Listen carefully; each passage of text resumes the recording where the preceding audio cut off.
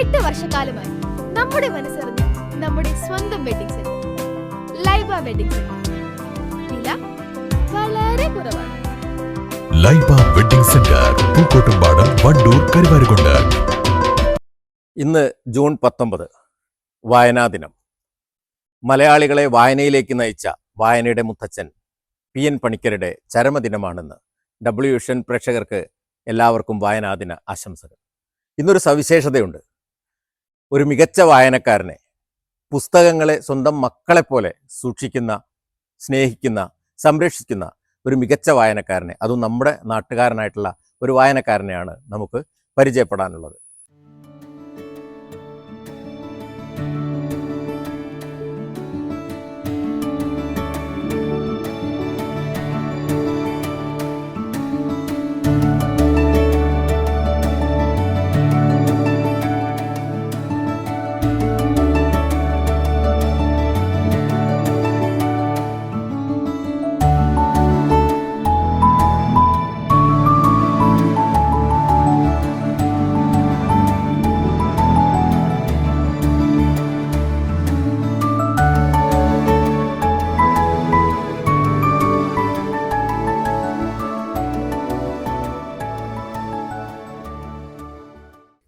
തിരുവാലി താഴേക്കുഴിപ്പറമ്പ് നീലാംബരി എന്ന വീടിന്റെ പടിവാതിൽ കടന്നാൽ നമ്മൾ എത്തപ്പെടുന്നത് പുസ്തകങ്ങളുടെ ഒരു മഹാസാമ്രാജ്യത്തിലേക്കാണ്. ആരോഗ്യവകുപ്പിൽ നിന്നും ഹെൽത്ത് സൂപ്രണ്ടായി വിരമിച്ച KG അനിൽകുമാറാണ് ഈ അക്ഷരലോകത്തിന്റെ കാവലാൾ. ഇദ്ദേഹത്തിന്റെ വായനാമുറിയിലും വീട്ടുമുറ്റത്തെ പ്രത്യേക കെട്ടിടത്തിലുമായി 7200-ലധികം പുസ്തകങ്ങളുടെ വിസ്മയ പ്രപഞ്ചമാണ്. ചെറുപ്പം മുതലേ വായന കൂട്ടിനുണ്ടായിരുന്ന അനിൽകുമാറിന് അച്ഛൻ പരേതനായ KM ഗോപാലകൃഷ്ണനും അമ്മ ഭാനുമതിയുമാണ് വായനയുടെ ലോകത്തേക്ക് വഴിവിളക്കായത്. 1988 മുതൽ തുടങ്ങിയ പുസ്തകശേഖരം ജോലിയിൽ നിന്നും വിരമിച്ചതോടെ കൂടുതൽ വിപുലമാക്കി. ഇങ്ങനെ ഒരു ചിന്ത എപ്പോഴാണ് വന്നത്? വായനയോടുള്ള ഇഷ്ടം തുടങ്ങാനും ഒക്കെയുള്ള കാരണം എന്തായിരുന്നു? അപ്പോൾ വായനയോടുള്ള താല്പര്യം എന്ന് പറഞ്ഞാൽ അത് ജനിക്കുമ്പോഴേ എനിക്ക് കിട്ടിയൊരിതാണ്.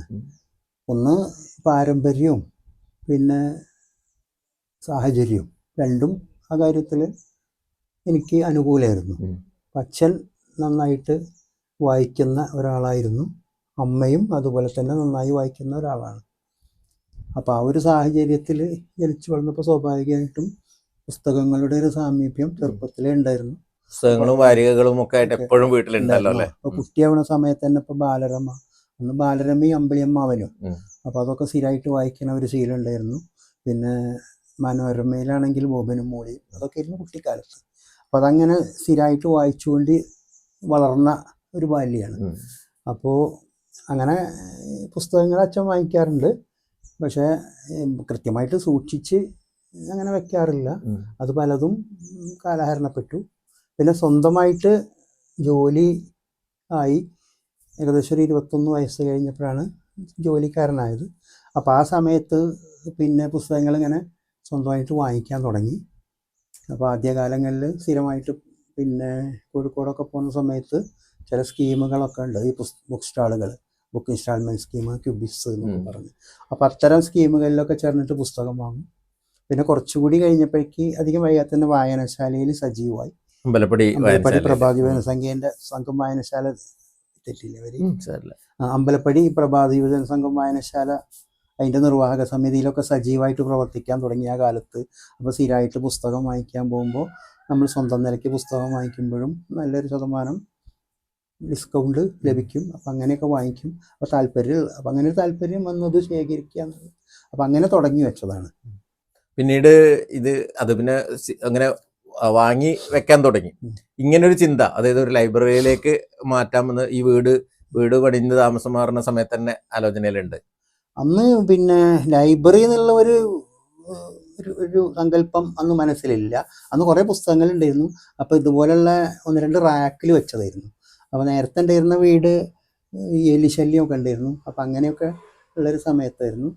അപ്പോൾ ചെറിയ പെട്ടികളിൽ ഇങ്ങനെ അടുക്കി വെക്കലായിരുന്നു. അപ്പോൾ നമുക്ക് വേണ്ട പുസ്തകം വേണ്ട സമയത്ത് എടുക്കാൻ ഒരു ബുദ്ധിമുട്ടാണ്. അപ്പോഴാണ് ഇങ്ങനെ വിശാലമായിട്ട് വെക്കാം എന്നുള്ളത്. അപ്പം അങ്ങനെയാണ് പിന്നെ രണ്ടാമതൊരു ഷെഡ് പോലെ ഉണ്ടാക്കിയിട്ട്, അന്ന് ഞാൻ ഇത്രയും പുസ്തകങ്ങൾ ഉണ്ടാവുമെന്ന് ഞാനും പ്രതീക്ഷിച്ചില്ല. അപ്പോൾ കുറച്ച് ലഭ്യമായ സ്ഥലത്ത് അങ്ങനെ ഷെൽഫ് അറേഞ്ച് ചെയ്തിട്ട് പിന്നെയാണ് വെക്കാൻ തുടങ്ങിയത്. കാരണം നമുക്ക് എത്രയും പെട്ടെന്ന് എടുക്കാൻ ഒരു സൗകര്യത്തിന് വേണ്ടിയിട്ടാണ്. ഇടയ്ക്ക് റെഫർ ചെയ്യണമെങ്കിലോ അപ്പോൾ കൂടുതലും റെഫറൻസ് പുസ്തകങ്ങളുണ്ട്. അപ്പോൾ അതുകൊണ്ടാണ് ഇങ്ങനെ ഒരു ഇത് മനസ്സിൽ വന്നത്. എത്ര പുസ്തകങ്ങൾ ഇപ്പൊ ഇതിലുണ്ട്? ഇപ്പൊ 7000-ലധികം പുസ്തകങ്ങളുണ്ട്. ഇപ്പൊ ലാസ്റ്റ് 7201 ഞാൻ വാങ്ങിക്കുന്ന പുസ്തകങ്ങൾ ഇങ്ങനെ നമ്പർ ഇട്ട് വെക്കുന്നുണ്ട്, കാറ്റലോഗ് തയ്യാറാക്കിയിട്ട്. അപ്പോൾ ആ പുസ്തകത്തിന്റെ പേര്, ഗ്രന്ഥകാരന്റെ പേര്, പിന്നെ വില, വർഷം, പിന്നെ അത് നമ്മളൊരു സാധാരണ ലൈബ്രറിയിലെ പോലെ അത്രയും ഒരു രജിസ്റ്റർ പോലെ സൂക്ഷിക്കുന്നുണ്ട്. അപ്പൊ അതിലിപ്പോ ഏറ്റവും അവസാനം ഉള്ളത് 7201 പുസ്തകമാണ്. അതിപ്പോ ഏറ്റവും അവസാനം വാങ്ങിയത് അമർജിത് സിംഗ് എന്ന് പറഞ്ഞൊരു പുസ്തകമുണ്ട്. പണ്ട് കുട്ടിക്കാലത്ത് പൂമ്പാറ്റയിൽ വന്നതാണ്. അവരിപ്പോ അത് പിന്നെ പുസ്തകമാക്കിയിട്ട് ഇറക്കിയിട്ടുണ്ട്. ഇപ്പൊ ഈ കഴിഞ്ഞ ആഴ്ച ഇറങ്ങിയിട്ടേ ഉള്ളൂ. അപ്പൊ അതാണ് ഇപ്പൊ ഏറ്റവും അവസാനം വാങ്ങിയത്. നിലവിൽ പുസ്തകങ്ങൾക്കായി പണിത കെട്ടിടത്തിന് പുറമെ പ്രസിദ്ധീകരണങ്ങൾ മറ്റൊരു ഷെഡിലാണ് സൂക്ഷിച്ചിരിക്കുന്നത്. ഇവയെല്ലാം കെട്ടിടത്തിന്റെ മുകൾ നിലയിലേക്ക് മാറ്റി കൂടുതൽ സൗകര്യപ്രദമാക്കാനുള്ള ഒരുക്കത്തിലാണ് ഇദ്ദേഹം. അനിൽകുമാറിന്റെ ഈ അക്ഷരപ്രേമത്തിന് പൂർണ്ണ പിന്തുണയുമായി കുടുംബവും കൂടെയുണ്ട്. വണ്ടൂർ VMC സ്കൂളിലെ മലയാളം അധ്യാപികയായ ഭാര്യ R. ശ്രീജയും അധ്യാപികയായ മകൾ അനുശ്രീയും MCA പൂർത്തിയാക്കിയ മകൻ ശ്രീകുമാറും ഈ വലിയ ലൈബ്രറിയുടെ പരിപാലനത്തിൽ അനിൽകുമാറിനൊപ്പമുണ്ട്. ഡിജിറ്റൽ യുഗത്തിലും പുസ്തകങ്ങളുടെ മണവും വായനയുടെ സുഖവും നഷ്ടപ്പെടാതെ കാത്തുസൂക്ഷിക്കുന്ന നീലാംബരി എന്ന ഈ വീട് ഇപ്പോൾ കേവലമൊരു വീടല്ല, മറിച്ച് അറിവിന്റെ വലിയൊരു അക്ഷരമുറ്റമാണ്. വായനയെ നെഞ്ചോട് ചേർത്ത് പിടിക്കുന്ന അനിൽകുമാറും കുടുംബവും സമൂഹത്തിന് നൽകുന്നത് വലിയൊരു സന്ദേശമാണ്. News bureau, Thiruvali.